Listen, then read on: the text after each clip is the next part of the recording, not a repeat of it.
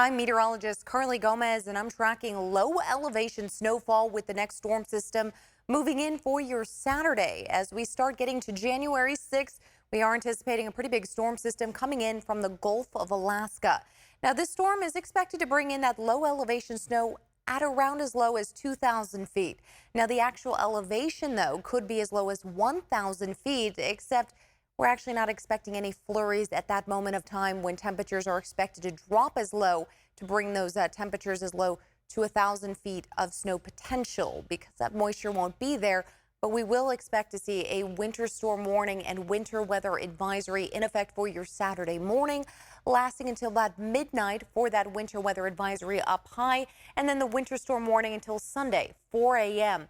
As we see the system beginning to move through, this is going to bring in a lot of snow at the passes and even above 4,000 feet. But even right around 2,000 feet, we can expect a couple of inches of snowfall. Meanwhile, a couple flurries may fall around 1,500 feet. As we take a look at that cold storm system moving in and with the snow elevation levels dropping, we're going to start to see also with that valley rain. Although the system will be moving quickly for the valley, that rain will be lighter, except the gusts will be pretty strong. We are expecting to see those gusts anywhere from 20 to 25 miles per hour in the valley and as high as 45 to 55 miles per hour through the passes. So anyone looking to head to the snow for the weekend, the best shot is leaving late Friday night and maybe very early on Saturday morning before that storm arrives. I'm talking any time between 4 a.m. and 7 a.m. After that, you're starting to see some areas of snow beginning to pick up even as early as 8 a.m. Now, we will expect the system to pass on through your Sunday morning, and then eventually after that in the afternoon, evening, as people head home from the Sierra and for Lake Tahoe, it'll be a pretty decent commute home in terms of snowfall, except a lot of people probably planning their trips similarly to you. Then you'll probably see a lot of cars on the roadway then.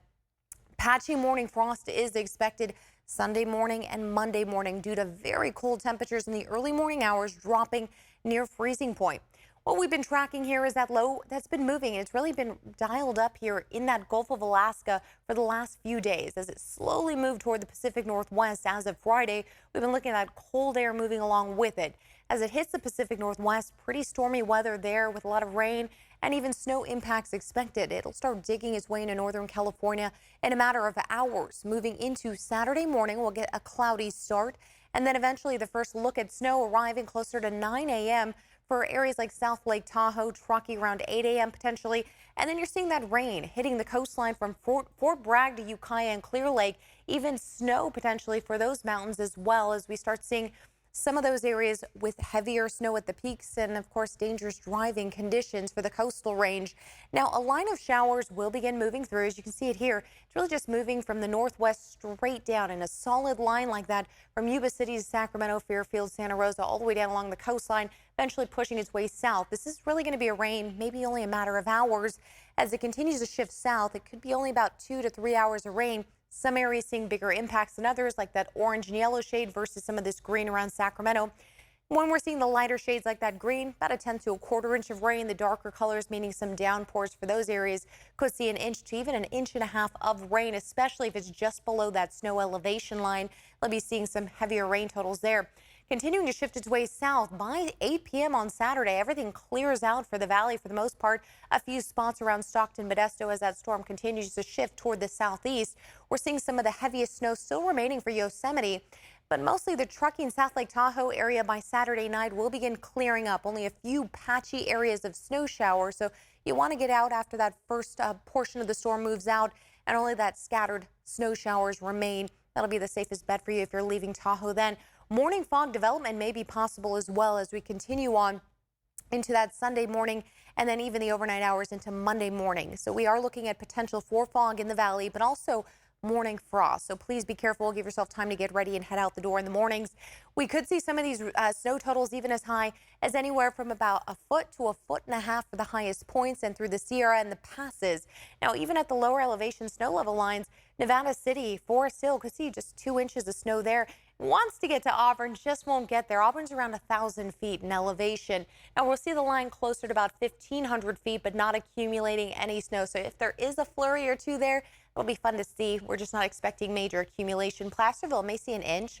4 inches, Pollock Pines, to get the kids out and ready to have some fun on those sleds.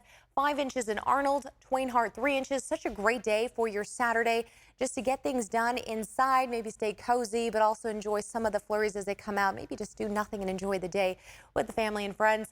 Now, we are going to expect the higher elevations, as mentioned, to see about 15 inches near Twin Bridges, Kirkwood, Bear Valley. So the resort's happy to see all the snow moving in on Saturday.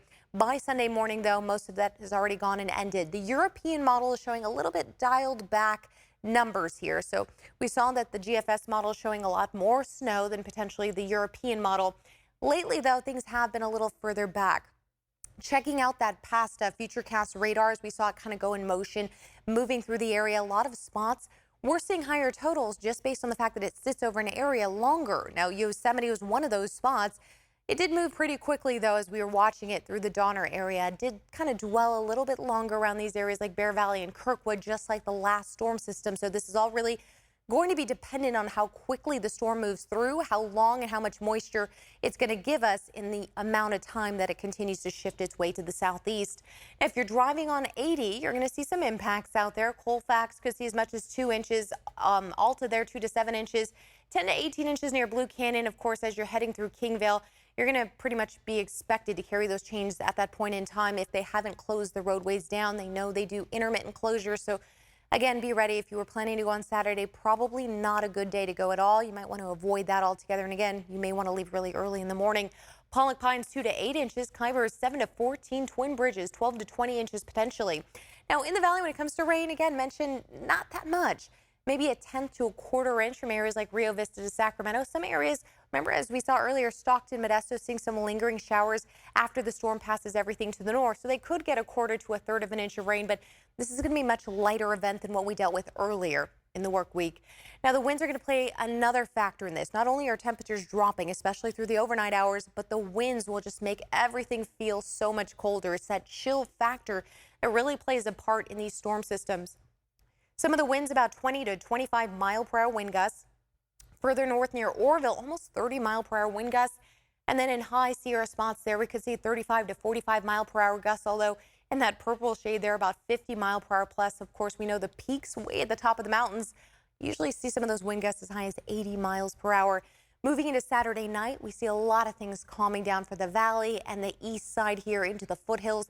Everything west, so still remains pretty windy just offshore Fairfield areas near San Francisco, 15 to 25 mile per hour winds. A little bit of a pickup once again Sunday afternoon as that storm system is exiting the area and kind of whips right back around.